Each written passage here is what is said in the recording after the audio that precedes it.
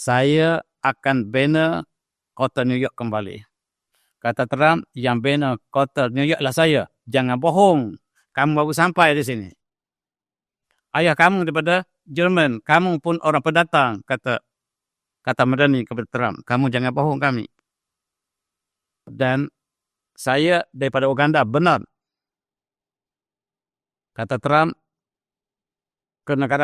warga negara kamu akan ditarik balik. Dan saya akan tarik balik warga negara kamu, wahai Trump. Sebab kamu daripada Jerman. Sallallahu ala Muhammad, sallallahu ala Muhammad, sallallahu ala Muhammad, sallallahu ala Muhammad. Auzubillahi. Bismillahirrahmanirrahim. Assalamualaikum warahmatullahi wabarakatuh. Alhamdulillahirrahmanirrahim. Wabihi nasta'in. Wassalatu wassalamu ala asyrafil anbiya'i wal mursalin wa alihi washabihi ajma'in amma ba'du. Dia semua kata Imam, muslim-muslimat yang dirahmati Allah sekalian, alhamdulillah, izinkanlah pada ini untuk saya menyentuh tentang tajuk tentang Islam di Amerika. Tajuknya adalah kejutan Islam di US Amerika. Kita mulakan dengan ayat surah Al-Fatih. A'udzu billahi minasyaitonir rajim. Huwallazi arsala rasulahu bil huda wa dinil haqq liyuzhirahu 'ala ad-din kullih wa kafa billahi syahida. Dan dialah Allah yang mengutuskan Rasulnya dengan petunjuk dan agama yang hak, supaya agama ini mengatasi segala agama di dunia, dan cukup Allah sebagai saksinya. Janji Allah, Islam akan prevail. Islam akan mengatasi segala agama. Dan kita lihat akhir-akhir ini satu kejutan berlaku di Amerika. Apabila peperangan khususnya di Gaza yang menyebabkan setakan masyarakat Amerika sendiri.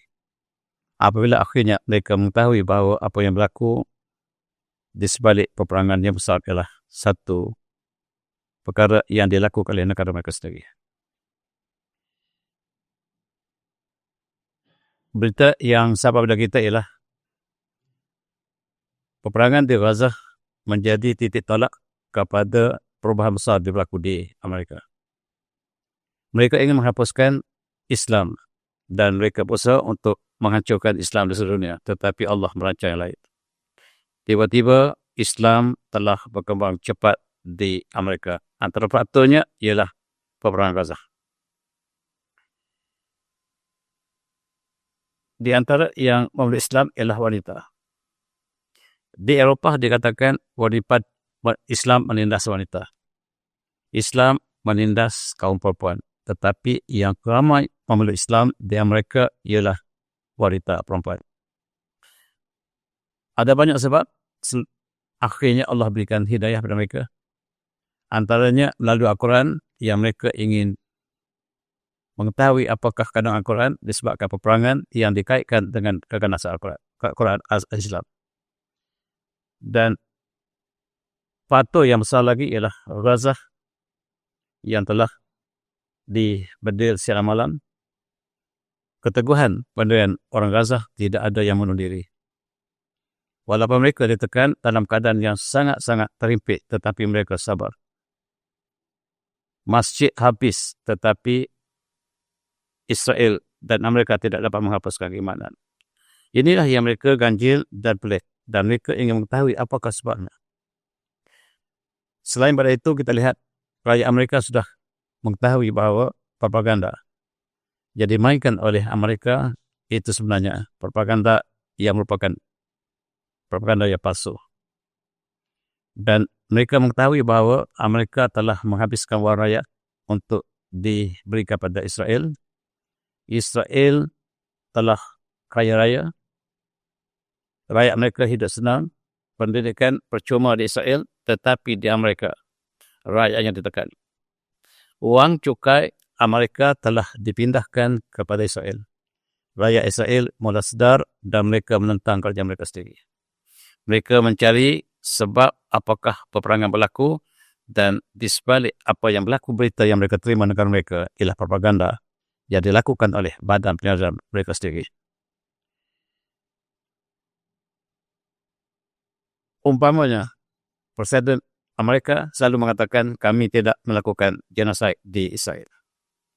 Sedangkan jelas, perkara ini diakui oleh bangsa satu sendiri dan rakyat Amerika telah melihat dengan lebih terbuka pembohongan yang dilakukan oleh kerajaan mereka sendiri. Sekarang akhirnya apabila ekonomi mereka telah jatuh, Amerika sudah hampir bankrupt, rakyat mula sedar. Pembunuhan yang dilakukan termasuklah kanak-kanak yang tidak berdosa di Gaza selama 2 tahun, 70,000 yang telah syahid setakat ini. Bahkan statistik yang sebenarnya jauh lebih banyak. Ini menyebabkan mereka mula sedar bahawa keganasan bukan berpihak pada Islam, tetapi sebenarnya Amerika sendiri. Selama ini propaganda yang besar ini mengatakan Islam ganas dan sekarang mereka dapat melihat kebenaran. Yang mereka lihat ialah Israel ialah negara yang ditubuh secara haram, bergantung pada welfare yang disupport oleh US. Itulah kesimpulan yang mereka lakukan dan rakyat Amerika yang membiayai peperangan di Israel, sedangkan orang Amerika tidak dapat apa-apa. Yang ialah kehancuran masyarakat Islam di Timur Tengah, sedangkan Israel tidak dapat memenangi sebarang peperangan terhadap orang Islam. Bahkan Islam berkembang ke Eropah, berkembang ke Amerika disebabkan mereka telah mengetahui propaganda yang dilakukan selama ini.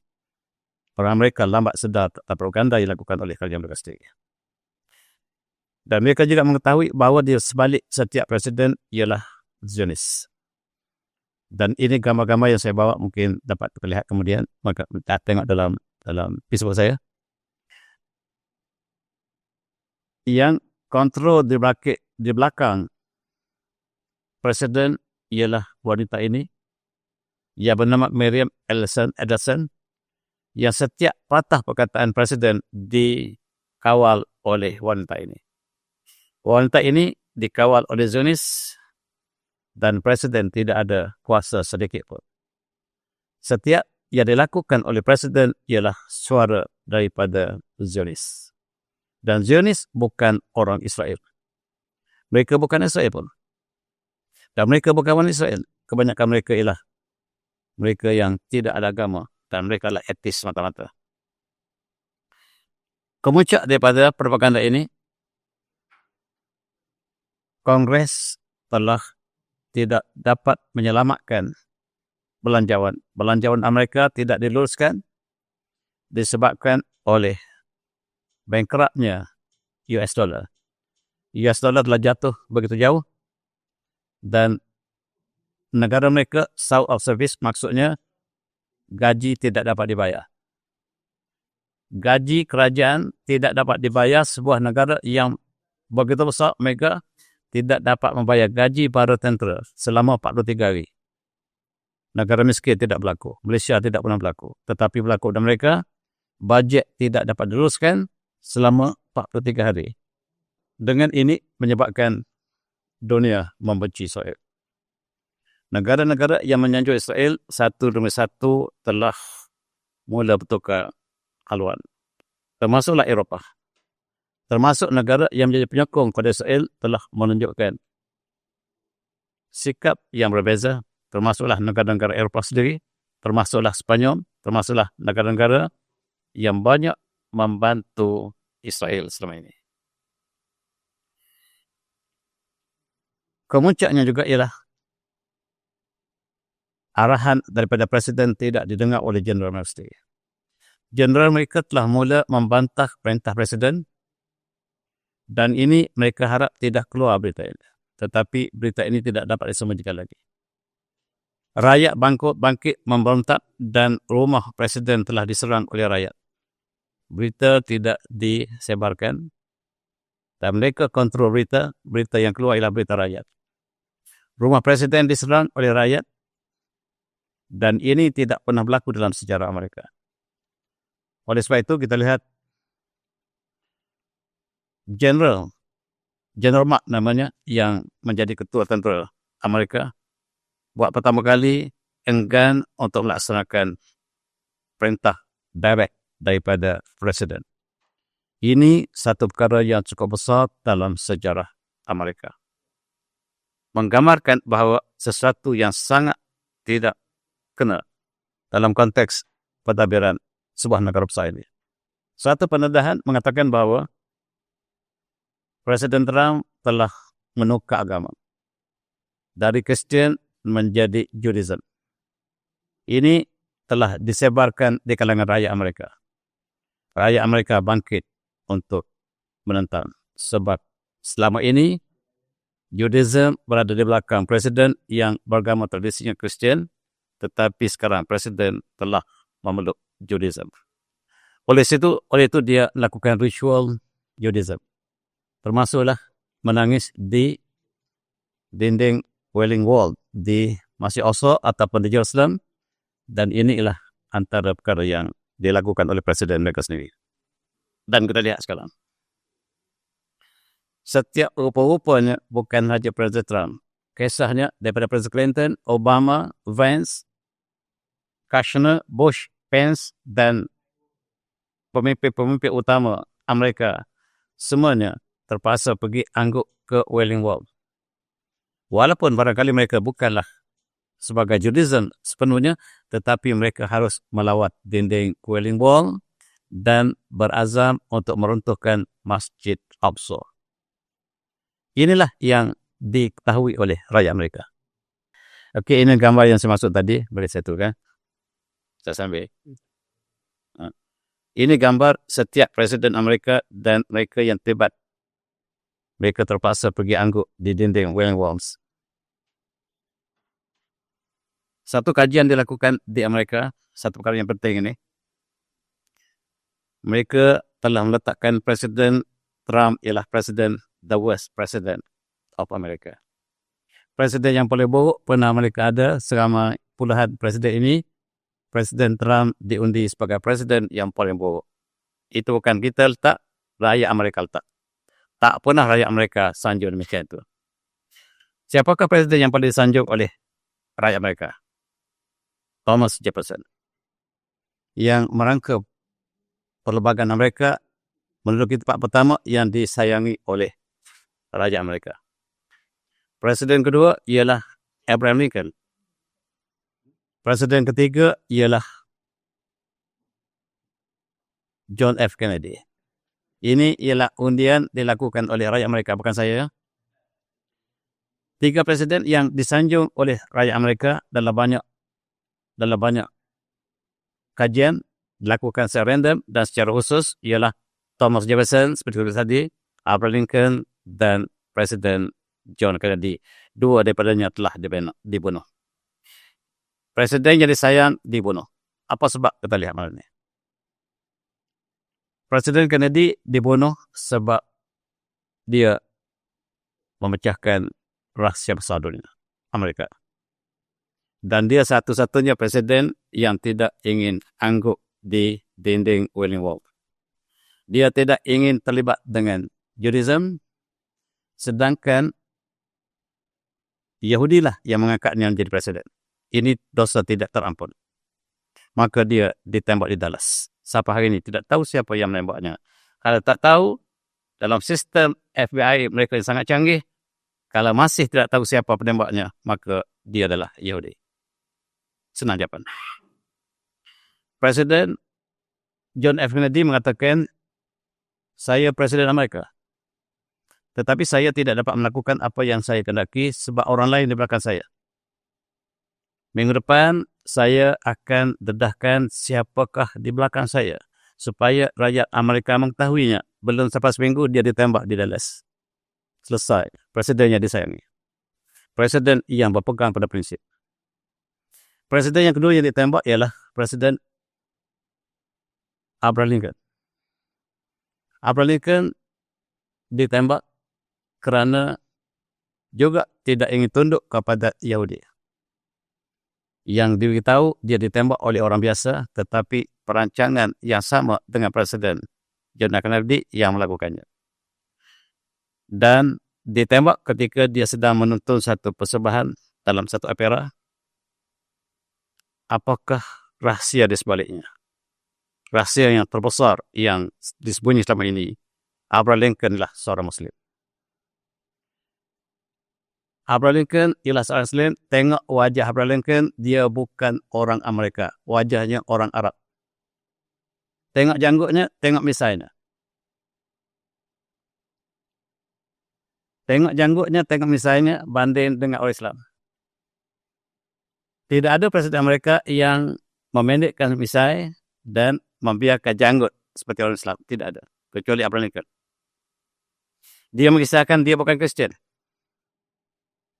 Jelas dia mengatakan dia bukan Kristian. Dan dia dianggap oleh ahli sejarah sebagai ateis sebab bukan Kristian maksudnya bukan beragama. Sebenarnya dia menyembunyikan agamanya, Islam. Kerana itulah dia membebaskan hamba. Hamba telah dibebaskan, sistem perhambaan dibebaskan dalam sistem Amerika. Sebab kebanyakan hamba ialah Muslim. Kebanyakan hamba yang dibawa dari Afrika ialah Muslim. Dan dasar itulah Presiden Abraham Lincoln telah membatalkan sistem hamba perhambaan di Amerika. Dan tuan-tuan yang hormati, dia ditembak kerana enggan patuh kepada Judaism, kepada Yahudi. Dan dia tidak enggan untuk beribadat di dinding Wailing Wall. Dan kalau kita teris sejarah Abraham Lincoln, dia datang daripada Andalusia. Moyangnya daripada Andalusia yang telah dibunuh, dikejar oleh Ferdinand Isabel, dan dia terpaksa lari daripada Andalusia, akhirnya sampai ke Amerika, menyembunyikan identitinya, dan dia tidak pernah ke gereja. Gambar yang dilukis oleh pelukis ketika dia membebaskan hamba, dia sentiasa menunjukkan telunjuknya, tauhid. Dan janggut dan misalnya menggambarkan dia bukan orang Eropah. Dan rupanya rupa Arab, dia orang Arab. Dan sekarang Amerika masih menyembunyikan identitinya.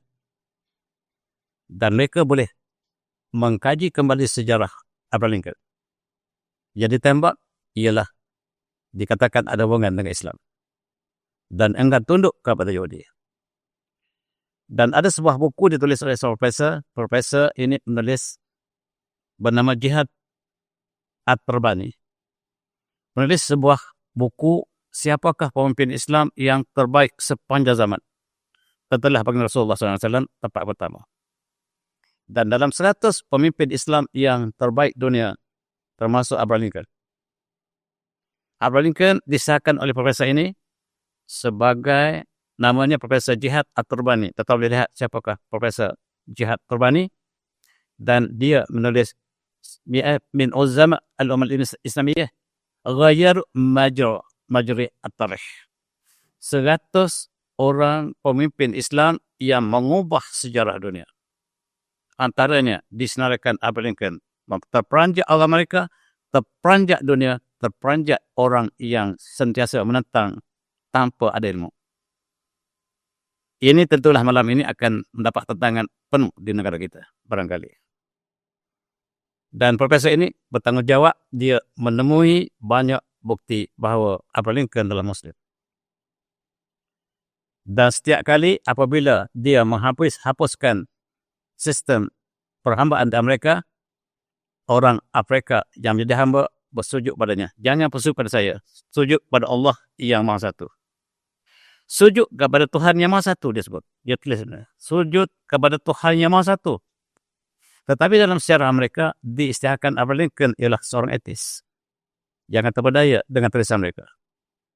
Sebab penulisan sejarah mereka semuanya di bawah tajuk mereka. Propaganda. Tajuk kita adalah propaganda. Dalam konteks ini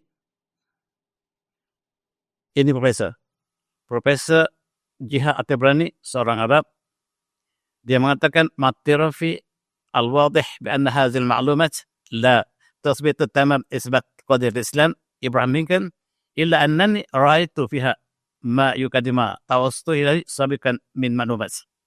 وعندما تعمقت في سيرة هذا الرئيس الأمريكي زاد يقيني بأن سيرة هذا الرئيس الأمريكي لا تصح إلا أن تكون سيرة رجل مسلم dan saya mengkaji sejarah Presiden Amerika. Semakin lama saya mengkaji, semakin yakin dialah seorang Muslim. Dengan berbagai dan tuan dia bukunya. Buku Mi'ah min Uzama Ummatil Islam Ghayru Majri At-Tarikh. Dan buku ini barangkali disekat penyebarannya. Tetapi itulah yang dinyata buku ini dan perkara yang sangat memeranjatkan dunia. Dan Presiden Amerika Abraham Lincoln meletakkan sistem perundangan yang sangat hebat di Amerika. Oleh sebab itu, kita ada Lincoln Inn dalam majlis perguam kita. Dalam sekolah undang-undang, memang nama Abraham Lincoln menjadi satu tema yang besar selain pada Thomas Jefferson. Kuburnya telah dibongkar beberapa kali. Kubur Abraham Lincoln daripada tempat ditukar kepada tempat yang istimewa. Dan yang menanjakkan ialah wajah Abraham Lincoln masih kekal, tidak berubah daripada hari kematiannya. Ini tempat yang terakhir dipindah jenazah ataupun mayat Abraham Lincoln. Walaupun mayat ini diletakkan bahan kimia yang baunya agak keras, bahan kimia apa tak pasti, tetapi luka tembakannya masih jelas. Luka tembaknya masih jelas. Badannya masih kekal intact. Dan inilah tempat jadi tembak di belakang kepalanya masih jelas dapat dilihat, bahkan darah dapat dilihat, darah beku yang masih.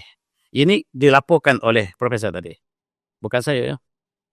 Oleh sebab itu dia mengatakan bahawa dia berdapat jelas di manakah forensik boleh mengkaji lagi daripada manakah peluru yang tembus ke belakang Abraham Lincoln, dan ini gambar yang lukis tepat sebagaimana penembaknya menembak daripada belakang ke depan. Sebab dia tidak ingin tunduk kepada Judaism dan Zionis. Dua presiden ini menasik yang sama. Presiden Kennedy, Presiden Abraham Lincoln, sampai hari ini tidak diketahui siapakah yang membunuhnya. Berbagai-bagai teori konspirasi, dan teori konspirasi diadakan untuk menutup pembunuh yang sebenarnya. Saya serah pada tuan untuk melihat kajian dan boleh mulakan bacaan dengan buku yang ditulis oleh profesor ini. Mi'ah min Uzama, tadi saya baca ulama. Uzama Aimatul Islam Ghayru Majri At-Tarikh. Dan dia beri bukti yang banyak. Bukti yang bagi dia mengatakan saya yakin 100%. Bagi dia ini profesornya, Profesor Jihad Atibrani, orang yang masih muda lagi. Dia mengatakan, tengok wajah Abraham Lincoln, dia bukan orang yang Amerika. Wajahnya wajah Arab. Misalnya tidak ada presiden Amerika yang tidak misal. Tidak ada presiden Amerika yang ada janggut, kecuali Abraham Lincoln. Menggambarkan dia berbeza dengan orang lain. Dan dia membunyikan Islamnya sampai akhirnya. Tetapi Zionis mengetahui dia adalah Muslim. Dan kematiannya tidak diketahui sampai hari ini. Dan kematian Presiden John F. Kennedy juga tidak diketahui sampai hari ini. Sebab yang sama. Kedua-duanya enggan untuk menyembah dinding Wailing Wall. Sedangkan semua Presiden Amerika terpaksa menyembah Wailing Wall. Daripada Clinton, Obama, walaupun mereka tidak mengangkat agama, mereka mesti beribadat di Wailing Wall. Di dinding menangis di Baitul Maqdis, di West Wall. West Wall yang mereka bakal runtuhkan untuk didirikan Masjid Al-Aqsa, akan diruntuhkan untuk didirikan letak temple atau persamaan temple yang mereka sebut, dan mereka berbohong dalam sejarah ini. Pertanyaan seperti rakyat Amerika telah mengkaji sesuatu. Mereka melihat propaganda yang dilakukan oleh kerajaan mereka sangat besar. Negara mereka sudah hampir bankrupt. US dollar jatuh menjunam. Tidak ada sebarang jaminan untuk US dollar. Sebab US dollar tidak ada sebarang komoditi di belakangnya. Dia hanya dicetak sebagai fiat money. Rakyat Amerika menderita apabila Kongres mereka tidak dapat meluluskan bajet untuk tahun ini. 43 hari, pegawai Amerika tidak ada gaji. Pegawai tentera tidak ada gaji. Dan ini cukup meresahkan rakyat mereka. Rakyat mereka bangkit untuk menyerang rumah presiden mereka. Dan mereka isytiharkan Presiden Trump ialah presiden yang terburuk dalam sejarah Amerika. Bukan saya kata ini diisytiharkan oleh mereka. Donald Trump is the worst president. Dan itulah yang dilakukan, dan dia menjadi hamba kepada Israel.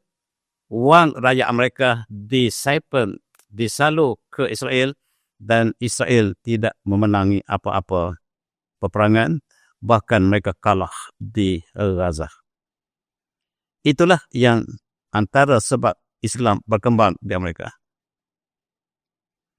Dalam konteks ini, Israel membelanjakan bilion, mengumpulkan propaganda mereka seluruh dunia. Setiap negara ada agen mereka yang menulis dalam medsos.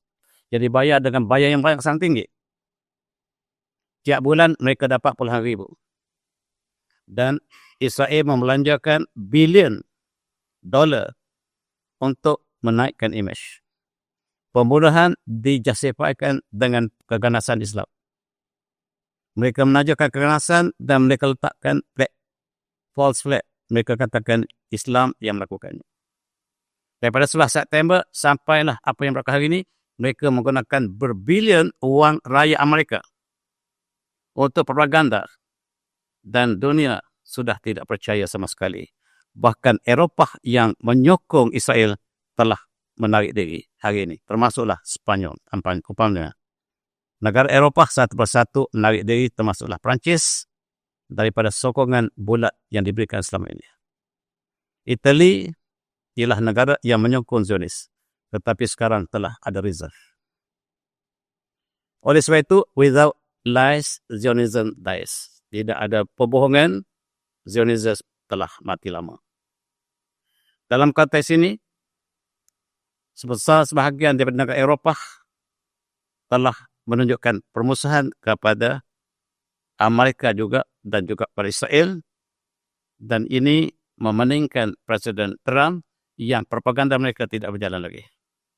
Wang yang berbilion tidak dapat menyelamatkan mereka daripada imej yang baik. Dan mereka masih terus membayar agen mereka di seluruh dunia dengan tujuan untuk menaikkan imej yang baik, tetapi tidak mampu untuk mereka lakukan. Dan profesor di Badak berbincang, Zionis sangat bahaya. Dia menghancurkan tamadun Eropah sendiri. Dia menghancurkan manusia dan kemanusiaan. Dan ini diberikan oleh Tucker Carlson umpamanya, pemimpin yang mengkritik dasar yang dilakukan oleh Zionism. Propagandanya lah Hollywood. Dalam Hollywood, semakin lama kita tengok, semakin kita benci Islam. Hollywood memang dirancang sebagai propaganda mereka sejak puluhan tahun lepas. Dalam propaganda mereka, Amerika digambarkan sebagai superhero, menolong dunia. Hakikatnya, the real life, you have to save the world from the US. Dalam filem mereka, the US always save the world in movies. Dalam movie, Amerika jadi hero. Sebenarnya dunia harus menyelamatkan Amerika daripada kehancuran. Yang sebenarnya, mereka mengadakan sebagai superheroes. Macam-macam hero, ada Superman, ada berbagai-bagai Superman yang adanya di Badak. Tetapi Jepun hanya mengeluarkan satu saja, Ultraman. Seluruh Superman di Eropah jatuh satu persatu. Akhir sekali Ultraman menang di dunia.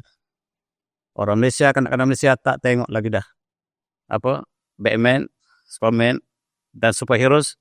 Yang mereka lihatlah Ultraman hanya seekor saja dibuat oleh Jepun, mengalahkan seluruh superheroes Amerika.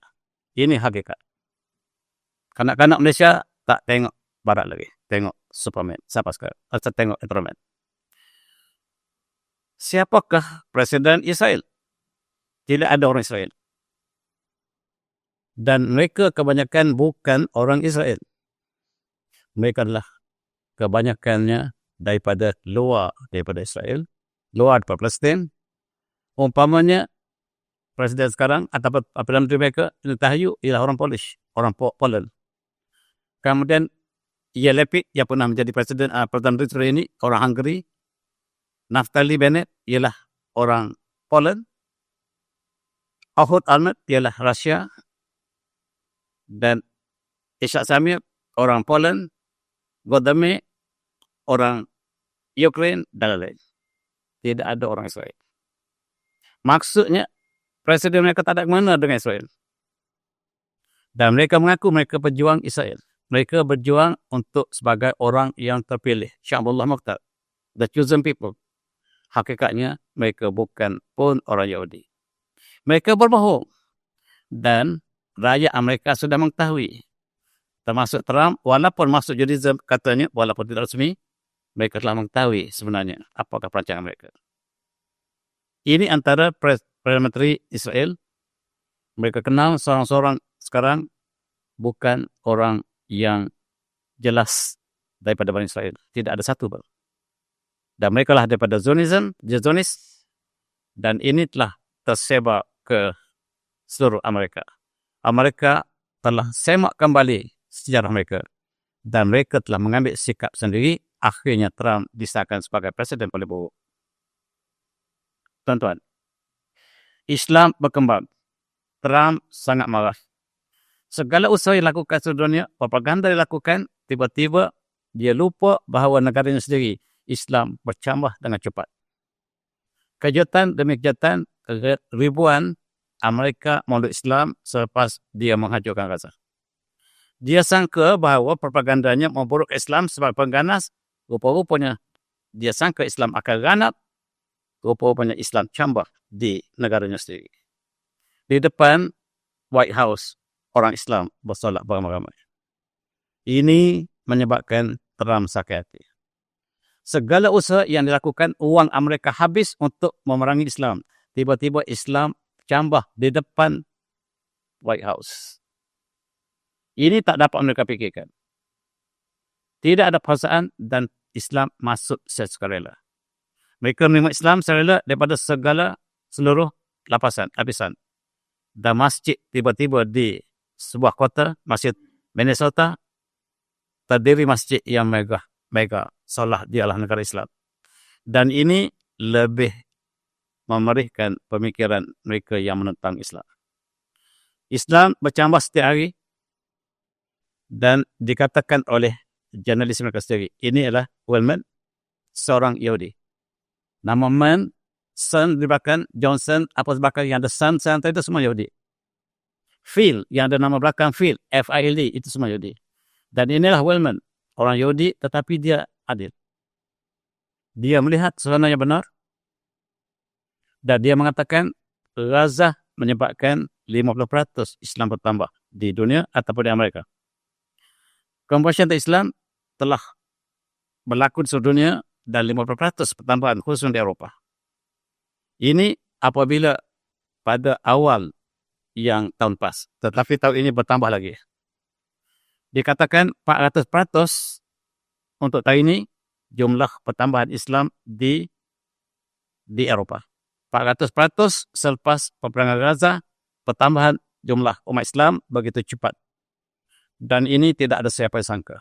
Allah berjanji, "Huwallazi arsala rasulahu bil huda wal haqq liyuzhirahu 'ala dini kullih wa kafa billahi syahida." Allah berjanji bahawa Islam akan free will untuk all religions.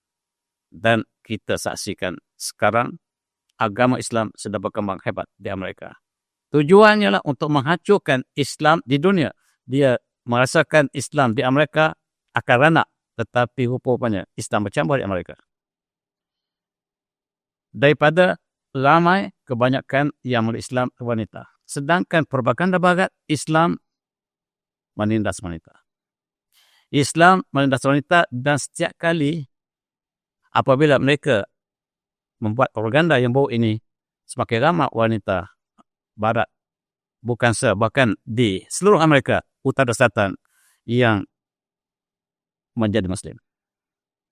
Mereka mengkaji tentang kesabaran penduduk Gaza. Bagaimanakah Gaza yang ditindas, tidak ada yang bunuh diri. Dan mereka bersabar di bawah kehancuran bangunan yang tidak ada makanan, perubatan, air dan sebagainya. tetapi mereka masih dapat memberikan senyuman. Gambar diambil oleh pemberitaan mereka. Mereka masih dapat senyum. Dan yang membunuh diri kebanyakan di Gaza, siapa dia? Tentera Israel. Tentera Israel yang membunuh umat Islam, membunuh diri. Tetapi yang kena bunuh, tak membunuh diri. Mereka tak dapat jawab soalan ini. Dan bagaimanakah orang Gaza dapat menahan penderitaan yang begitu hebat? Apakah rahsia? Mereka ingin mencari rahsianya. Dan di antara mereka mendapat hidayah apabila mereka mengetahui yang menjadi rahsia adalah Islam itu sendiri. Ini 3 beradik pemeluk Islam serentak. 3 menentang Islam. Sebagai contoh di Texas, 3 beradik pemeluk Islam serentak. Asalnya mereka menentang Islam. Tetapi akhirnya mereka mengkaji apakah sebab Islam pernah merintah separuh dunia satu masa dulu. Dan Eropah terhutang budi kepada Islam. Bahkan sebelum kedatangan Eropah di Amerika, Amerika telah diperintah oleh orang Islam. Dan kebanyakan orang Apache ialah Muslim. Nama-nama di Amerika sebelum Columbus datang ialah nama-nama Islam. Bahkan umat Islam daripada Andalusia, umat Islam dari Afrika telah lama mengembara ke Amerika dan mereka telah membentuk masyarakat Islam yang ramai. Columbus ingin ke India tetapi tersesat ke pantai Amerika. Columbus menulis dalam diarinya, ketika dia sampai di pantai Amerika, termasuk pada Cuba, dia melihat banyak masjid di bumi tersebut. Dan orangnya berjanggut dan menyembah bumi 5 kali sehari. Maksudnya penduduk Amerika yang asalnya Islam. Dan mereka menghapuskan umat Islam, merampas tanah mereka.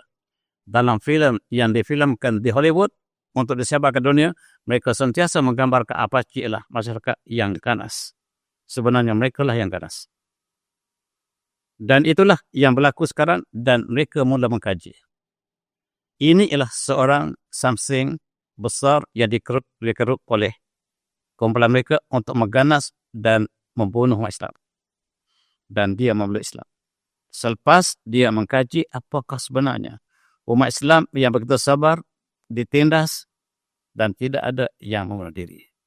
Tiba-tiba Allah berikan hidayah. Satu lagi perkara ialah tentang agama mereka sendiri. Orang mereka telah meninggalkan lama agama mereka. Dan mereka heran kenapa orang Islam sangat muliakan Jesus Christ. Walaupun kita sebut Nabi Isa AS, tetapi Islam memuliakan Tuhan mereka. Mereka sebut Jesus Christ adalah Tuhan. Wazubillah. Dan terpampang di sepanjang lebuh raya di Amerika, mereka sebut Muslims love Jesus. Muhammad Masih to all mankind. Dan wanita yang memakai hijab menjadi tema kepada seluruh lebuh raya di Amerika. Ini menimbulkan tanda tanya kepada mereka yang belum menerima Islam. Dan mereka membaca kitab mereka. Semua nabi-nabi mereka, sebab Nabi Bani Israel dan ialah nabi yang sama yang kita imani. Mereka melihat Nabi Ibrahim bersujud. Nabi Musa bersujud. Nabi Isa, mereka sebut Jesus Christ, bersujud. Dan Muslim bersujud dan mereka tak pernah bersujud.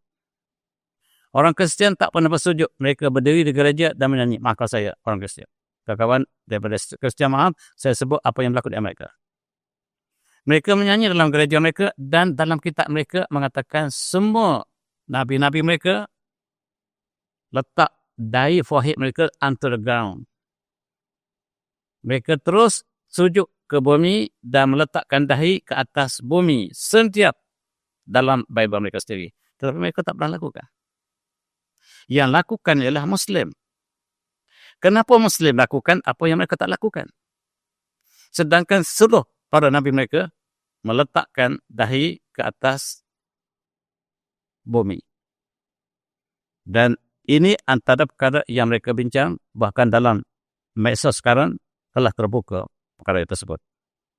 Dan GPT chat dapat mereka tanya dan memberitahu kenapakah Umat Islam bersujud. Kenapakah Nabi bersujud? Sebab datang daripada sumber yang sama.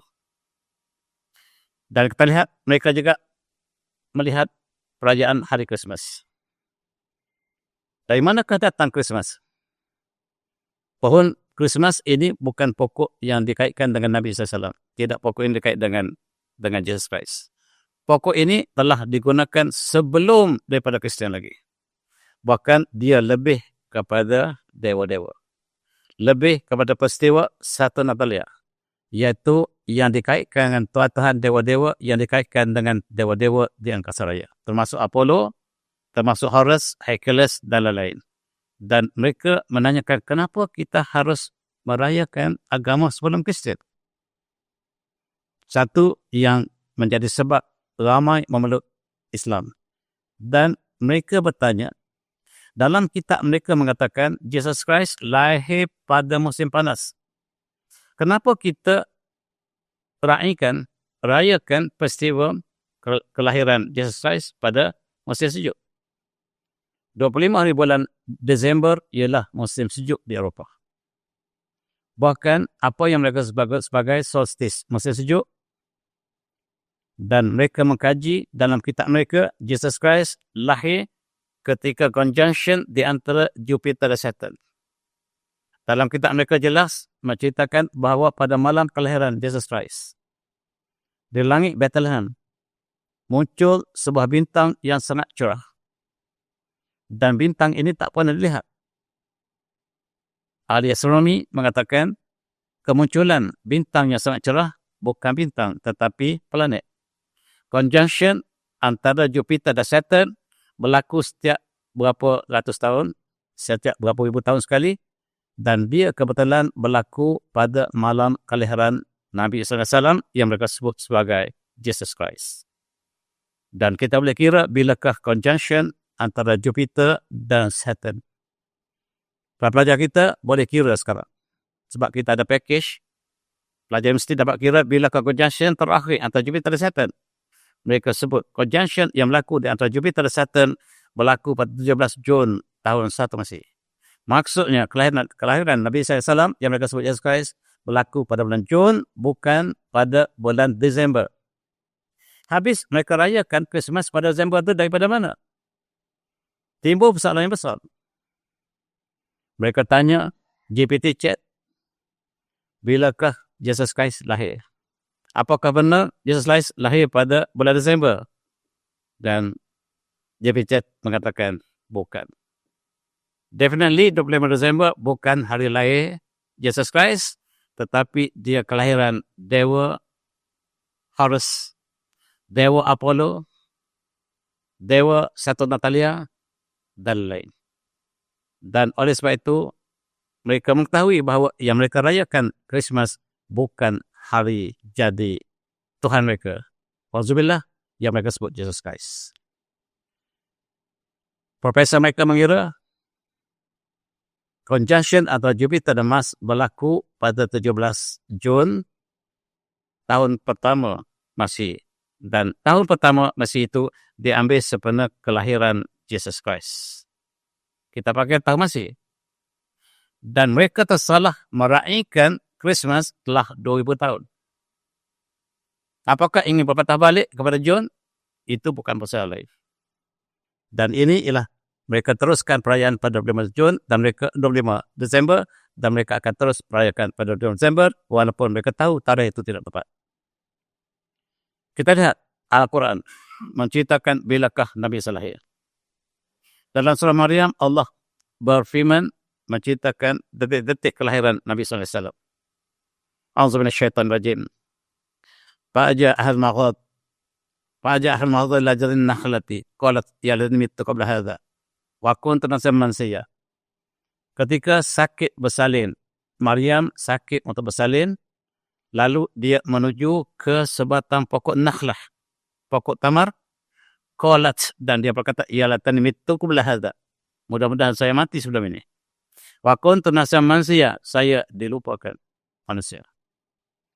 Lalu Allah berfirman lagi, fanadaha min tahtiha, dan kami menyuruhkan daripada bawahnya, Allah tahzani, jangan berduka wahai Maryam, Farjan rabbuki tahta kisariya, Allah telah jadikan di bawah kamu saliran yang mengalir. Minumlah air tersebut. Wa huzi ilaiki bin naqlati tusakit alaiki rutaban jadiya. Dan goncanglah pokok tamar yang kamu sandar itu. Nescaya dia gugur buahnya yang sedang masak ranum. Rutaban janiya, yang buah sedang masak ranum akan jatuh, maka makanlah. Hari kelahiran Nabi SAW. Kita boleh tanya orang Palestin, orang Bethlehem, bilakah buah tamat masak? Jun. Bulan Jun, confirm yang dikira oleh ahli astronomi mengatakan bintang yang berlaku conjunction antara Jupiter dan Saturn ialah pada bulan Jun.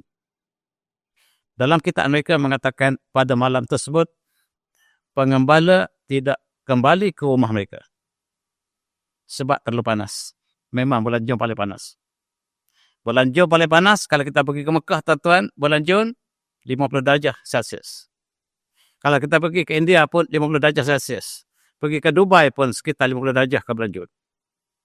Panas. Dan malam kelahiran Nabi SAW yang mereka sebut Jesus Christ, pengembala tidak kembali ke rumah mereka sebab terlalu panas. Mereka tidur di padang rumput. Itu catatan Bible. Dan malam itu mereka merhatikan bintang yang sangat cerah dan lahirlah Jesus Christ. Dicatat oleh kita mereka. Maksudnya definitely bukan 25 Desember dan mereka tersalah merayakan hari kelahiran Tuhan mereka sendiri. Alhamdulillah. Dan Chat mengesahkan bahawa 25 Desember bukan hari lahir Jesus Christ. Dan katanya dia telah masuk Islam wanita ini. Wallahu a'lam. Satu lagi perkara yang dibincangkan ialah Jesus Christ ini digambarkan di gereja mereka sebagai orang kulit putih. Benar atau tidak? Dan Jesus Christ bukan orang barat. Dia orang Timur Tengah. Orang Timur Tengah bukan kulit putih. Di gereja digambarkan Jesus Christ sebagai orang yang mata biru. Ini dia. Yang rambutnya ikal, rambutnya bukan hitam, tetapi dia lebih merupakan orang Eropah. Inilah yang menjadi gambar sembahan mereka. Jesus Christ yang standar.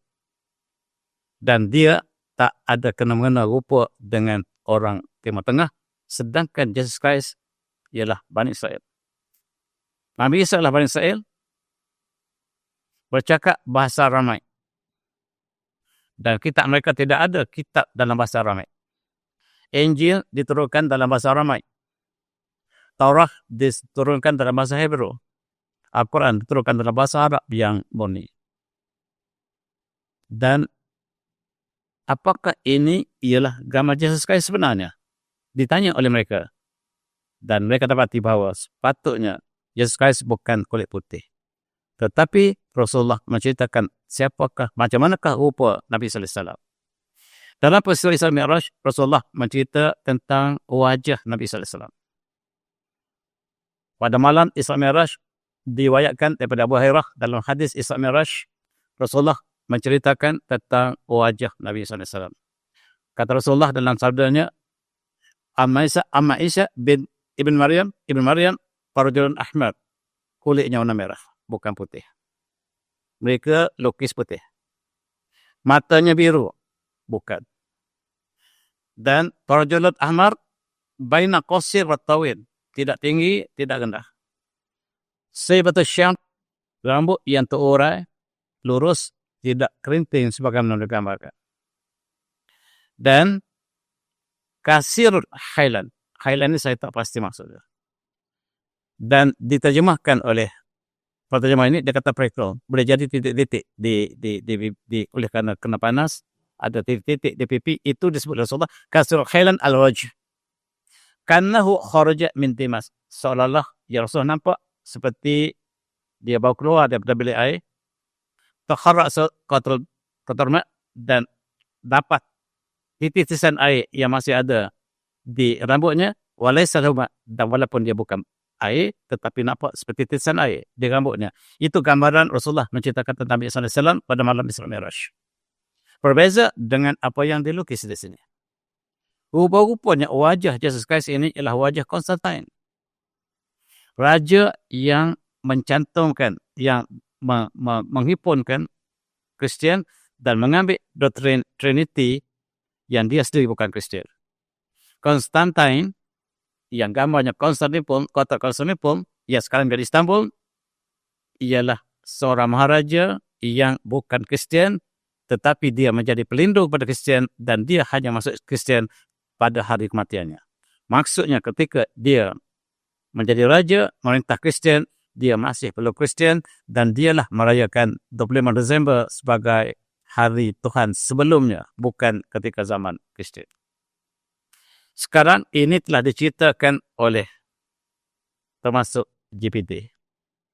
Dan rakyat mereka semakin faham apakah yang berlaku yang disembunyi selama ini. Maka antara lain faktor ialah pengalaman pribadi. Wanita ini hampir mati pengalaman dia dan dia bertemu, dia melihat orang Islam dalam keadaan yang indah tetapi orang Kristian dalam keadaan yang kelam kabut. Itu ialah pandangan yang lihat separuh kematiannya. Lalu faktor-faktor inilah yang menyebabkan Islam bertambah dengan cepat. Satu lagi lah peristiwa 11 September, propaganda mereka mengatakan bahawa yang melakukan serangan ke atas bangunan divisi ialah Osama bin Laden. Dan ternyata yang melakukannya ialah Zionis sendiri. Sekarang dipecah oleh Panglima Perang Amerika sendiri yang melakukan serangan ke atas divisi ialah Amerika Zionis. Dan meletakkan pada Osama bin Laden yang telah mati ketika itu. Mereka menggunakan Osama bin Laden sebagai aset mereka untuk menghancurkan 3 negara Islam. Kata bekas Panglima Perang Amerika, kita sangat smart. Dengan kita meruntuhkan divisi satu bangunan, kita dapat 3 buah negara. Afghanistan, Iraq, dan Pakistan. Kita dapat 3 buah negara dengan kita runtuhkan sebuah bangunan, dia tercakap secara tersalah. Dia tersalah cakap. Kita sangat smart dengan meruntuhkan sebuah bangunan, kita dapat 3 buah negara dan kita sedang mengembang untuk mengambil seluruh Timur Tengah dengan hanya bermodal sebuah bangunan yang kita runtuh sendiri. Dan sampai sekarang orang Indonesia masih percaya Osama bin Laden sebagai yang bertanggungjawab. Tuan-tuan kena tipu. Dan wanita ini tahu siapakah yang melakukannya. Dan kebanyakan berita daripada Amerika palsu. Dan pemberita-pemberita jurnalis daripada CNN meletak jawatan bangunan ini beramai-ramai sebab mereka mengetahui berita yang mereka tulis yang keluar dengan nama mereka, tetapi berita sebalik daripada apa mereka tulis ditukar oleh editor mereka dan mereka mengatakan kami tidak sanggup lagi berbohong. BBC juga demikian. Dan yang paling percaya kepada berita Amerika ialah orang Malaysia. Dan tuan hanya tahu bahasa Inggeris, tuan-tuan dengan mudah ditipu sebab mereka menggunakan bahasa Inggeris untuk propaganda. Tahun lepas, solat tarawih diadakan di Times Square. Times Square ialah kalau kita dah Dataran Merdeka ataupun Jalan Tunku Abdul Rahman. Tempat yang paling happening di New York ialah Times Square. Di situ telah didirikan solat tarawih tahun lepas. Inilah menyebabkan Trump sangat marah. Semakin mereka memburuk Islam, Islam makin kuat. Sembahyang tarawih berada di New York Times Square. Dan yang Trump sangat marah ialah orang Amerika pun turut solat tarawih. Mereka tak tahu apa. Mereka rasa satu ketenangan bersama dengan Islam.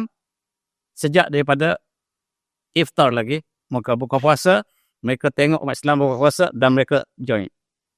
Alhamdulillah, mereka merasakan kelainan yang mereka rasakan dan ramai yang meluk Islam terlepas.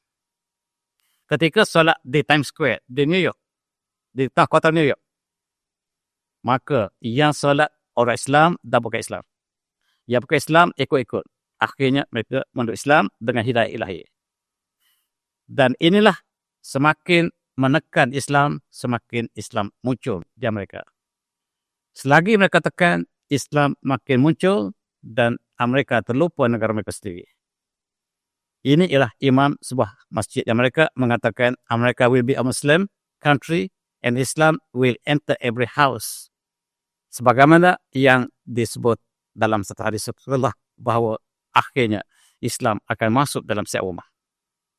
Tuan-tuan semati. Faktor yang terkini ialah Datuk Bandar New York. Datuk Bandar New York namanya Zohran Mamdani, orang Uganda, asal India.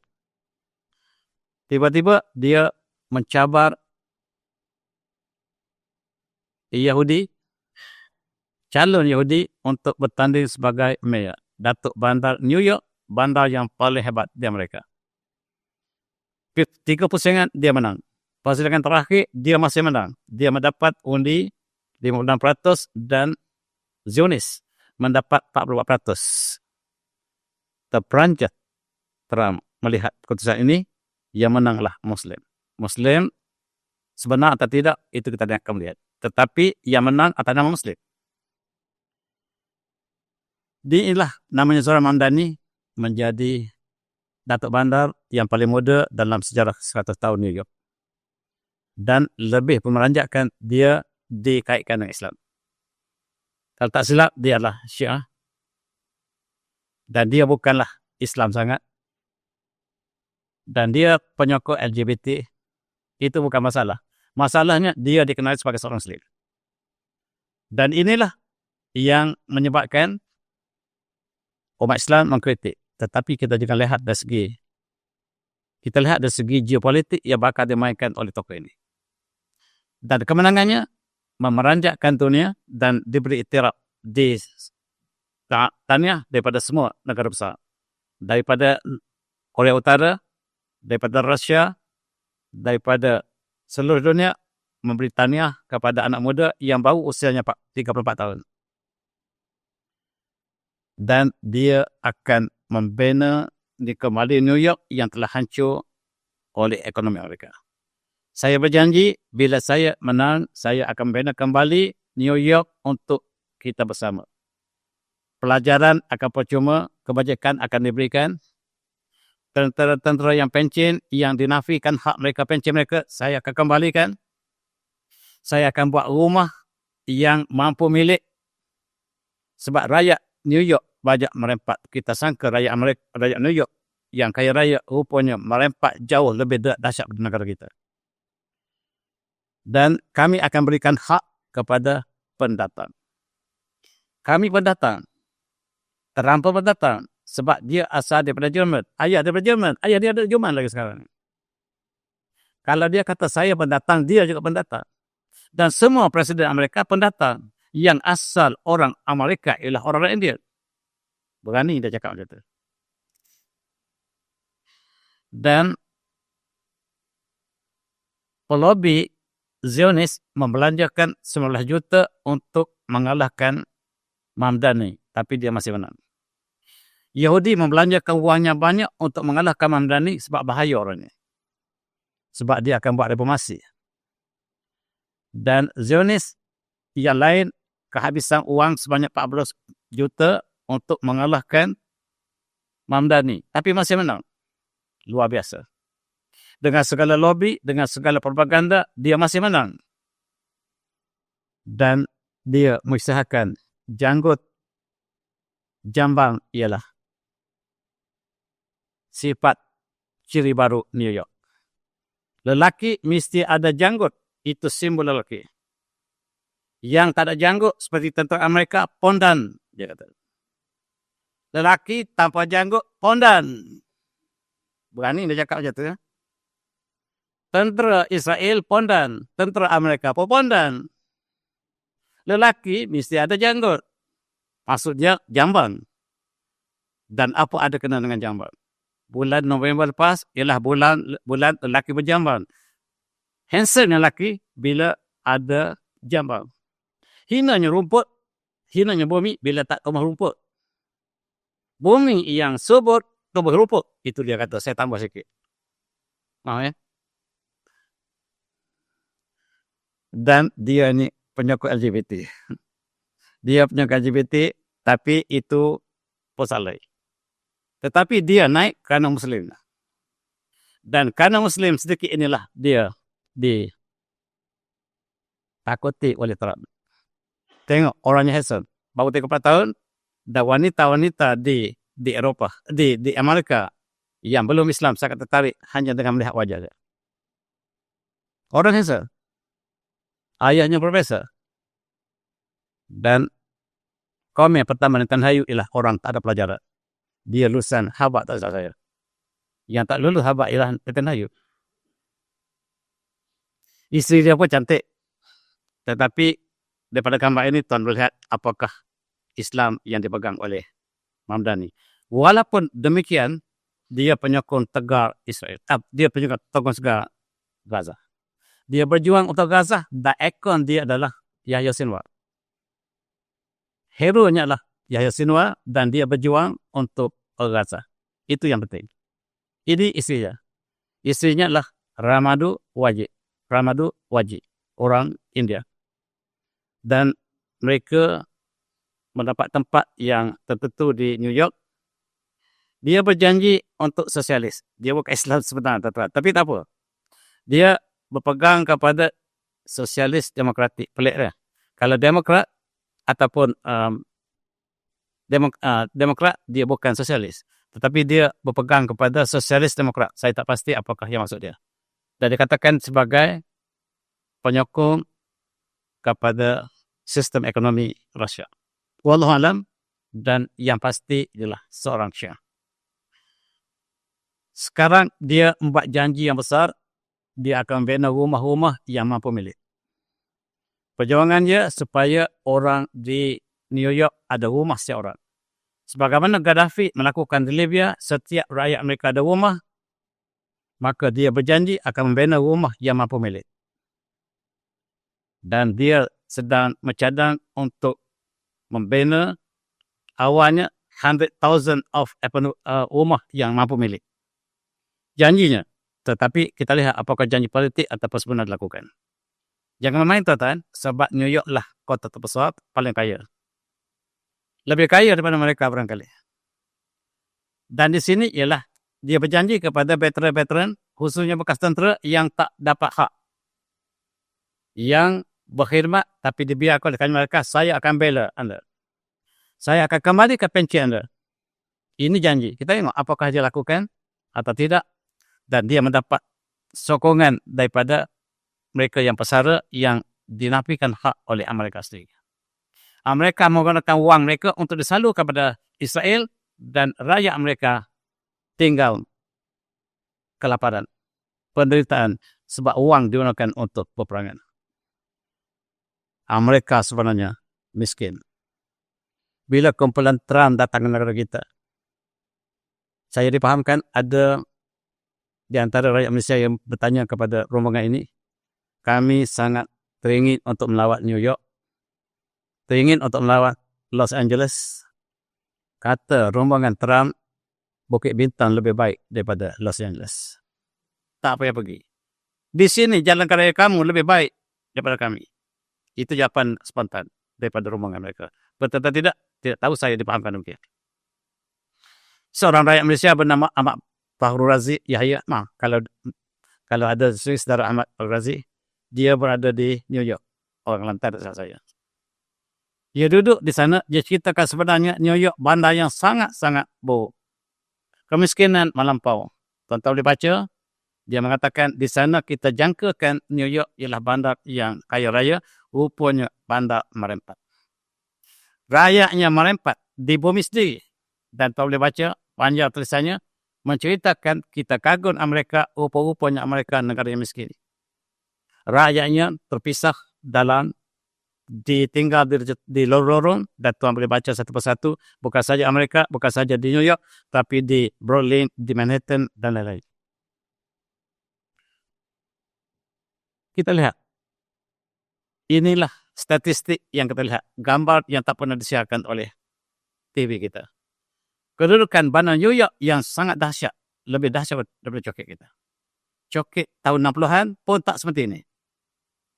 Dan kanak-kanak 420,000 tinggal dalam kemiskinan di kota New York. 58% tinggal di bawah paras kemiskinan. Dan rumah dan berbagai-bagai kemiskinan yang dihadapi oleh penduduk New York yang tak pernah digambarkan. Sekarang janji daripada Mamdani untuk membela nasib mereka, dan itu sebab dia menang. Satu lagi berita daripada Arab, dia mengatakan Zahrani Mamdani yang tasr bidarbah al-qadiyah 5 darbah kian, dan kemenangan ini menyebabkan Israel kecup perut. Datuk Bandar satu saja, tuan-tuan, Israel yang kecup perut. Sebab di New York terkumpulnya kekayaan Amerika. Di New York terkumpulnya kekayaan Amerika. Lebih memeranjakkan Yahudi Bani Israel. Kena bezakan antara Bani Israel ataupun Yahudi Ortodok dengan Zionis, dua entiti berbeza. Kebanyakan Bani Israel menyokong Mamdani. Yang membunuh di Gaza bukan Bani Israel, tetapi Zionis. Kena tuan bezakan antara Bani Israel dengan Zionis, dua entiti berbeza. Zionis bukan Yahudi pun, bukan Bani Israel pun. Bahkan mereka tak percaya pada Judaism, mereka kembalikan etis. Dan yang menyokong Mamdani ialah orang Yahudi New York. Dan Yahudi mengadakan perayaan kemenangan Mamdani. Lagi pening Trump. Trump lagi pening bila Yahudi merayakan kemenangan Mamdani. Dan mereka keluar beramai-ramai. Rakyat New York menyokong kemenangan Mamdani. Sekarang Mamdani belum masuk office lagi ni. Dia akan mengangkat sumpah tak lama lagi, barangkali 1 Januari barangkali.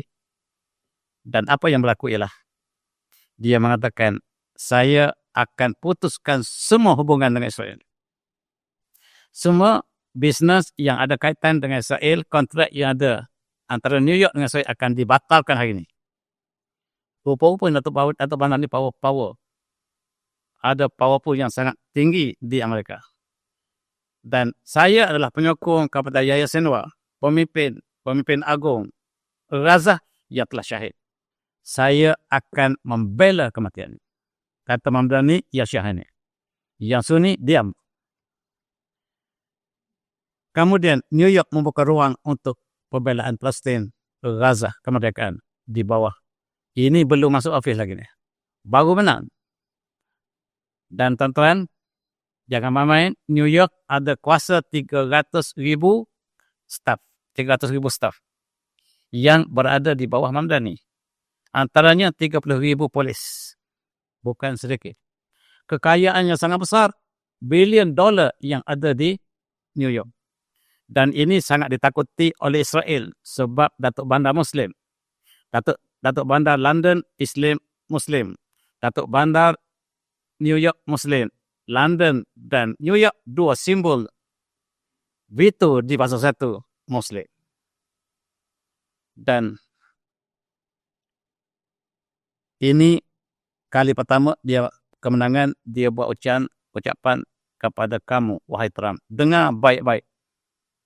Saya ingin berikan 4 kalimah kepada kamu. Tuan-tuan cari apakah 4 kalimah yang telah disiarkan dalam berita seluruh dunia. Saya baca berita Arab, saya tak baca berita Inggeris. Dalam konteks ini, dia mencabar, sekarang kamu sedang lihat kemenangan saya. Saya akan bina kota New York kembali. Kata Trump, yang bina kota New York lah saya. Jangan bohong. Kamu baru sampai di sini. Ayah kamu daripada Jerman, kamu pun orang pendatang, kata Mamdani kepada Trump. Kamu jangan bohong kami. Dan saya daripada Uganda, benar. Kata Trump, warga negara kamu akan ditarik balik. Dan saya akan tarik balik warga negara kamu, wahai Trump. Sebab kamu daripada Jerman. Kita same. Kita sama-sama ni. Sawak bisawak. Kita sawak bisawak. Dan inilah yang dikatakan. Dia mengatakan bahawa Trump, kamu baru datang daripada Jerman. Jadi presiden mereka. Kamu ingat, harta kamu banyak di New York. Saya akan kenakan tarif yang tinggi untuk semua harta kamu di New York. Apa yang Trump? Kamu letakkan cukai pada dunia. Supaya dunia tunduk pada mereka. Sekarang saya kenakan tarif yang sama ke atas seluruh harta kamu. Kata Mamdani. Belum masuk ofis. Ini ayah dia. Profesor. Orang hebat. Dia lulusan Harvard tak silap saya. Mak dia juga seorang yang intelek. Dan Netanyahu kata orang yang tak ada pelajaran. Untuk merendahkan kemenangan Mamdani. Ayah kamu pun datang daripada Jerman. Saya datang ke Uganda. Kita sawat-bisawat. Kemudian wakil Zionis kelang kabut. Inilah timbalan Presiden Amerika telah mengatakan bahawa tidak ada orang yang sakit datang ke Amerika lagi. Dan dia nak kaitkan dengan keluarga Mamdani barangkali. Mamdani katakan, cukai 10% saya kenakan kepada harta kamu, Trump. Kamu, bila saya masuk ofis nanti, saya isytiharkan 10% ialah cukai saya kena pada kamu. Sekarang kamu tak bayar cukai. Tak bayar, bawa ke mahkamah. Dan bila dia menang, sama dia Syiah ataupun penyokong LGBT tuan, dia pergi masjid. Tempat yang pertama yang dia tuju kemenangannya lah Masjid New York. Yang tak pernah dibenarkan untuk azan keluar masjid. Hari ini azan berkemandang udara New York. Ini berkat kemenangan Syiah dan LGBT. Penyokong LGBT, dia LGBT. Dan inilah menyebabkan dunia sangat takut. Dunia mengisahkan supaya Netanyahu ditangkap. Ini diputus oleh Basab 1. Kata Mamdani, kalaulah Netanyahu masuk ke New York, saya akan tangkap dia. Saya akan tangkap dia sebab New York akan melaksanakan undang-undang antarabangsa yang kita patuh pada UN. Dan maka bergemalah azan buat pertama pada tersebut. 2-3 minggu lepas, 4 minggu lepas, kemenangannya diikuti oleh azan yang pertama di kota New York. Azan telah berlaku sebelum ini, tapi hanya dalam masjid. Sekarang telah keluar masjid. Dan orang terpengah-pengah mendengar muzik yang sangat indah. Dipilihnya muazzin yang sangat merdu suara. Dan ramai yang menurut Islam dengan azan pertama berkumandang di New York. Walaupun dia Syiah, tetapi yang masuk Islam ramai. Dan inilah yang terjadi hari pertama. Dia bagi tazkirah. Macam saya juga lah. Bagi tazkirah pada penduduk New York. Di masjid New York, dia memberikan tazkirah. Dan dia sangat digemari oleh orang Islam. Walaupun latar belakang dia kita tidak pasti dengan tepat. Walaupun saya kata Syiah, barangkali itu pandangan saya. Sebab dia mengatakan banyak kata-katanya ke arah Syiah. Dalam kata sini, Netanyahu memperendahkan Mamdani. Dia kata orang tak ada pelajaran. Maka dia adalah seorang yang hina. Dan tetap boleh baca beritanya tersebar. Ya, saya sengaja bawa berita berbagai-bagai. Dan kami pegang kepada undang-undang antarabangsa. Dan sekiranya Netanyahu datang New York, kami akan tangkap. Kamu juga, wahai Ben Gvir. Tahu siapa Ben Gvir? Yang sangat melampau di Yahudi. Yang di Israel, yang sentiasa mencoba masuk usaha. Juga mencela kemenangan Mamdani. Dan dia menjawab, sebenarnya saya bukan pengganas bagaimana kamu anggap anda Muslim, walastu majrim, saya bukan penjenayah. Yang penjenayah kamu yang membunuh kanak-kanak di Gaza. Dan kamu telah menduduki bumi yang dirampas. Yang pengganaslah kamu. Dia bercakap direct kepada Ben Gvir. Dan tetap lihat lagi, pertemuan antara dua ini sangat hebat. Dan dia mengatakan secara terbuka bahawa Israel menduduki secara haram bumi Palestin yang harus dikutuk.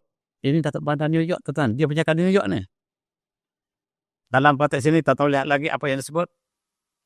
Mulai hari ini, kita boycott Starbucks sebab dia menyumbang kepada Zionis. Ini bukan kata saya, kata-kata Mamdani.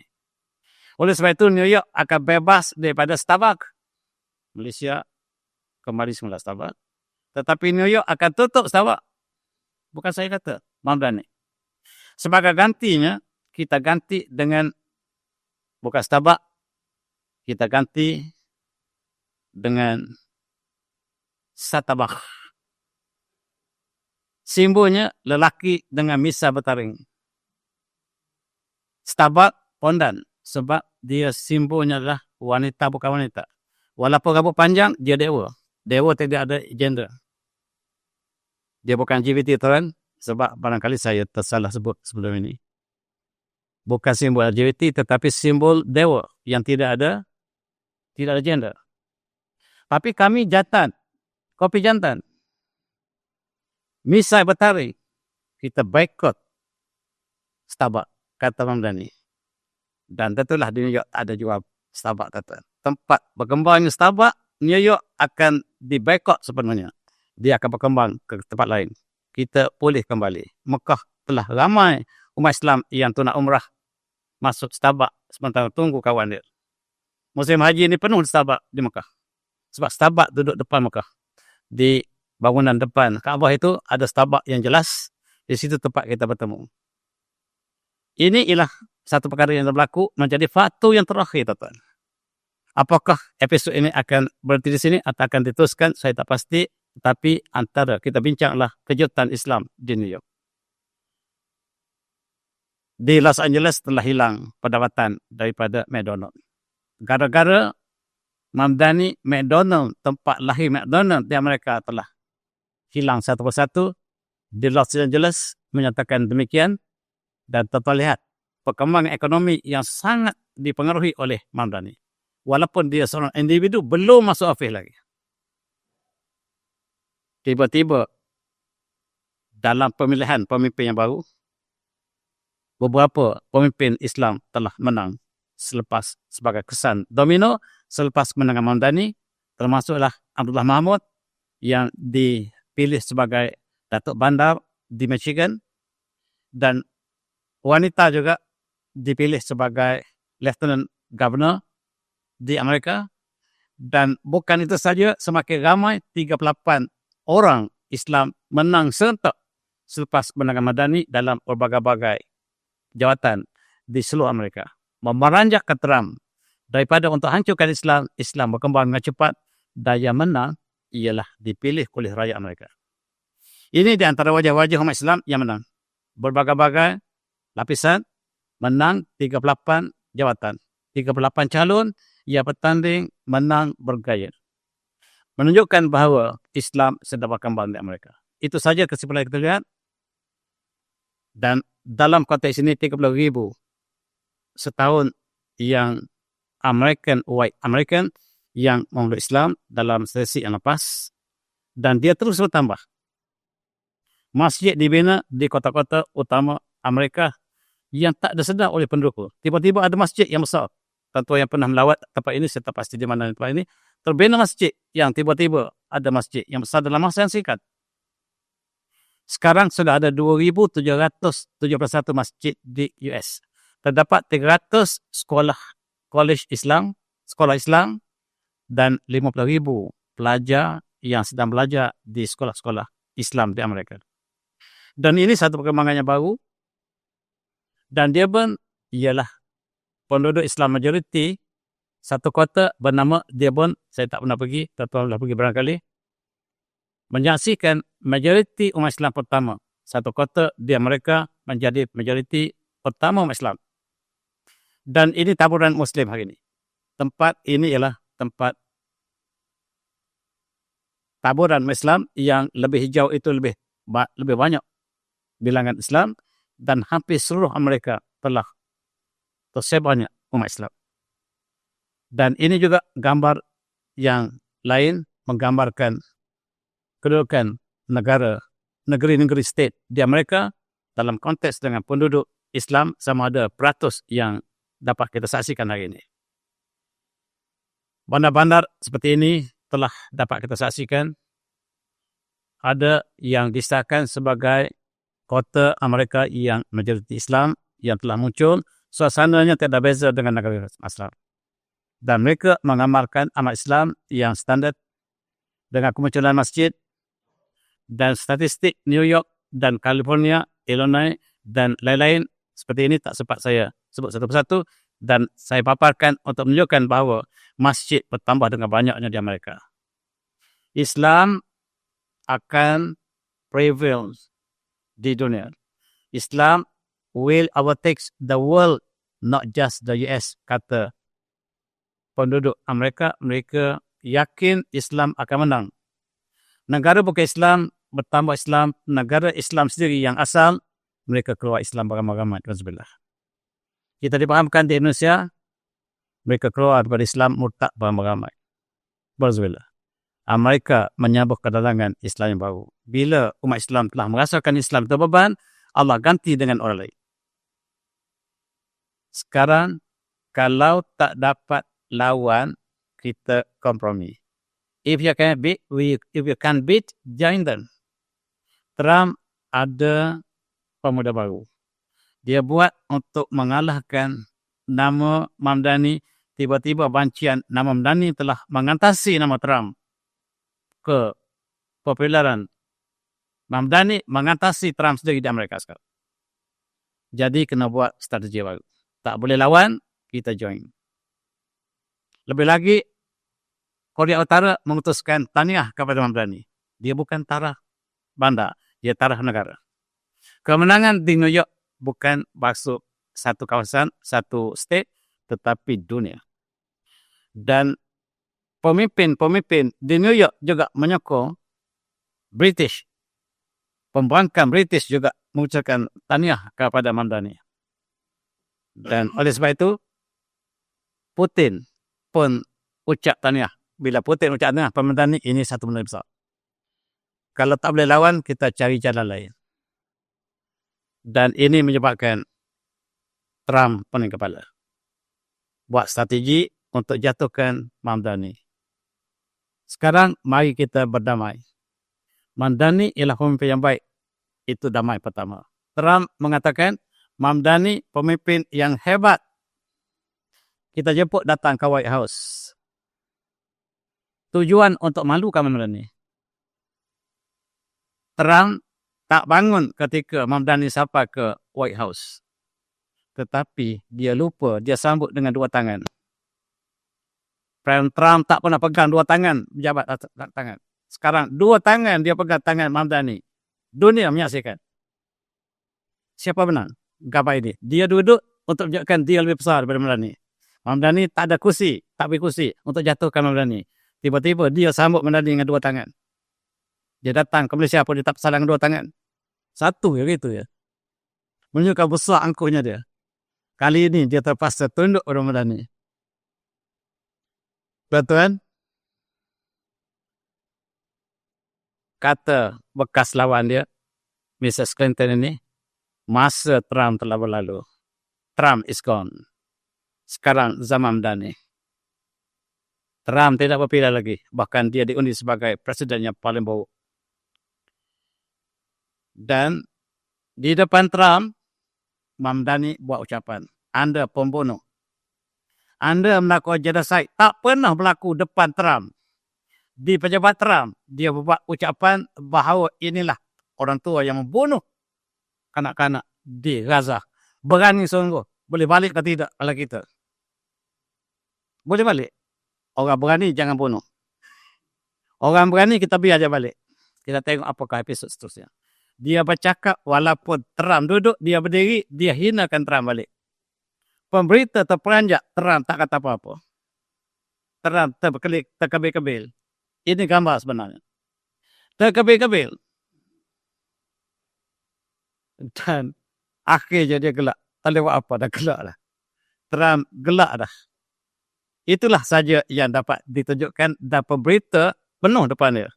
Propaganda depan dia semuanya ejen-ejen daripada Zionis. Daripada CNN, BBC, daripada Fox, daripada Bloomberg dan lain, semuanya untuk memburukkan Mamdani, tetapi yang terburuk ialah dia sendiri. Mamdani naik lebih tinggi daripada sebelumnya. Dan tuan-tuan, dia sangat kecewa pada masa sama sebab di Ukraine berlaku perkara yang tidak dijangka. Ukraine telah kalah sepenuhnya pada Rusia. Dan Ukraine dimulakan oleh Trump. NATO dan Eropah bersatu untuk menghancurkan Islam di Rusia. Cara mereka menghantar NATO ke Ukraine dan diberi amaran oleh Rusia, mereka terus provokasi sehingga Rusia kembali masuk ke Ukraine dan mereka mengatakan bahawa Rusia menyerang Ukraine. Rusia mengatakan Ukraine lah bumi kami yang kamu telah pisahkan daripada sebelumnya. Dan selepas 4 tahun berperangan, maka jatuhlah Ukraine ke tangan Rusia dengan bergaya. Tujuan mereka masuk ke Ukraine untuk hancurkan Islam di Rusia. Untuk hancurkan Islam di Dagestan. Untuk hancurkan Islam di Chechen. Untuk hancurkan Islam di Moskow. Itu tujuan asal Amerika masuk menyerang Ukraine. Sebab untuk masuk direct ke Rusia, mereka tidak boleh. Mereka masuk Ukraine dan mereka mencetuskan peperangan dan mereka menuduh Rusia yang memulakan peperangan dan orang percaya, Malaysia 100% percaya sebab itulah propaganda dibawa oleh CNN dan kita hanya copy daripada berita mereka. Dan akhirnya Amerika, NATO, Eropah kalah di tangan Rusia kesorangan dan semalam resmi Ukraine tunduk kepada Rusia. Rusia ialah negara yang sedang muncul kekuatan Islam. Di Moskow telah muncul umat Islam yang ramai. Dan tuan-tuan, Putin mengatakan bahawa saya menjadi pelindung Islam di Rusia. Saya bukan Islam. Tapi saya membina 1000 buah masjid setakat ini. Dan saya akan menggunakan pendidikan Islam dalam sistem persekolahan di Rusia. Ini benar. Siapa saja yang orang Arab ingin berkahwin dengan pemudi gadis Rusia, saya akan berikan hadiah wang yang banyak dan kerajaan Rusia. Tetapi terhak kepada pemuda Arab saja. Bukan Malaysia. Dan selepas 4 tahun berperang, US, Eropah, Israel kalah di Ukraine. Tentera Ukraine telah menyerah diri 2-3 hari lepas. Rusia mengisahkan kemenangan mutlak. Amerika berlepas diri, minta Ukraine berdamai dengan Rusia. Berdamai maksudnya kalah. Dan inilah yang berlaku. Trump minta supaya Ukraine berdamai dengan Rusia, dia tarik diri sebab kalah. Oleh sebab itu, dia tengok setiap kali dia kalah berdamai. Dan 580,000 tentera Rusia masuk ke kawasan Donbas dan Odessa. Dan berita yang kita terima 2-3 hari lepas, tentera Ukraine telah menyerah kalah. Dan itulah yang menyebabkan Ukraine kekalahan, kesorangan ditinggal oleh Eropah. Walaupun Eropah ada masih bersama dengan Ukraine, tetapi bila nampak kalah, mereka berlepas diri. Amerika berlepas diri lebih awal, NATO cabut lagi lebih awal lagi. 4 tahun lepas, saya menyebutkan perkara ini. Amerika, NATO dan Eropah bakal kalah di Rusia. Maka ada tentera pencil kita marah pada saya. Dia kata, NATO sangat kuat. Di Bosnia, NATO menang. Wah, dia tidak belajar sejarah. Hari ini, kalau dengar ceramah saya, inilah yang saya sebut 4 tahun lepas, yang terbukti apa yang disebutkan, bahawa Ukraine mengaku kalah semalam. Dan 9 juta Ukraine lari daripada negara Ukraine. Sekarang, nasib umat Islam di Gaza diterima oleh Ukraine. Ukraine sedang menderita sekarang kekalahan yang sangat hebat. Dan panglima perang Ukraine terbunuh. Tentera mereka ditawan. 1/3, 75 Ukraine telah diambil oleh Rusia. Berita di Malaysia tak keluar sikit pun. Sedikit pun tak keluar sebab kita tidak bersama dengan Rusia.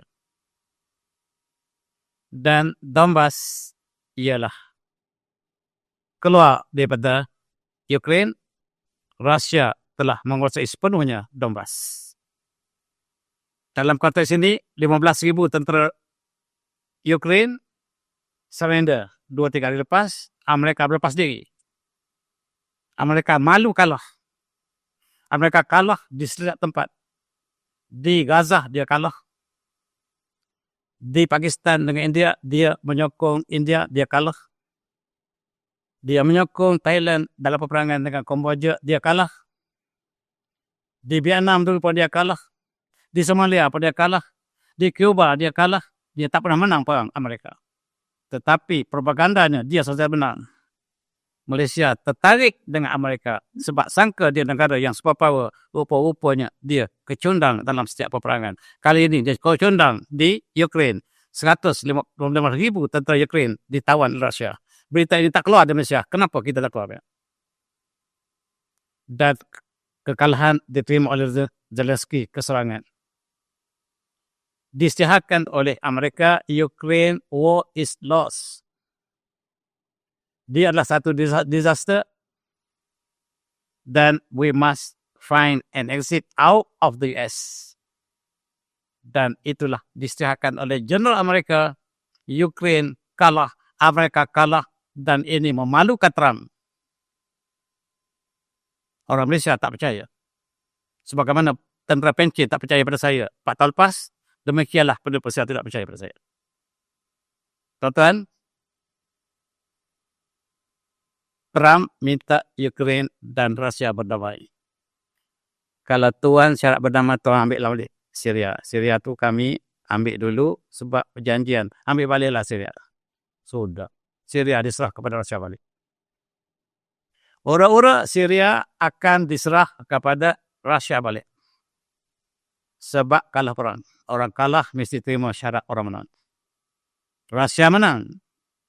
Pada tahun 98, 90-an, 91 dulu, Rusia kalah di tangan Amerika. Sekarang giliran Amerika kalah di tangan Rusia. Tentera kita tidak percaya. Tetapi yang saya nak ceritakan ialah Islam. Islam telah berkembang 27 November lepas. Sama ada jadi atau tidak, pengisytiharan kekalahan Ukraine secara resmi akan diumumkan pada result November. Tetapi tak dengar berita itu. Tetapi yang jelasnya tentera Ukraine telah ditawan oleh Rusia. Dan tuan-tuan, inilah diakui oleh Presiden Ukraine. Inilah satu keputusan yang sangat memalukan. Keputusan untuk berdamai, untuk mengelak malu yang lebih besar. Dan menyandukkan bahawa bumi Ukraine jatuh ke tangan Rusia.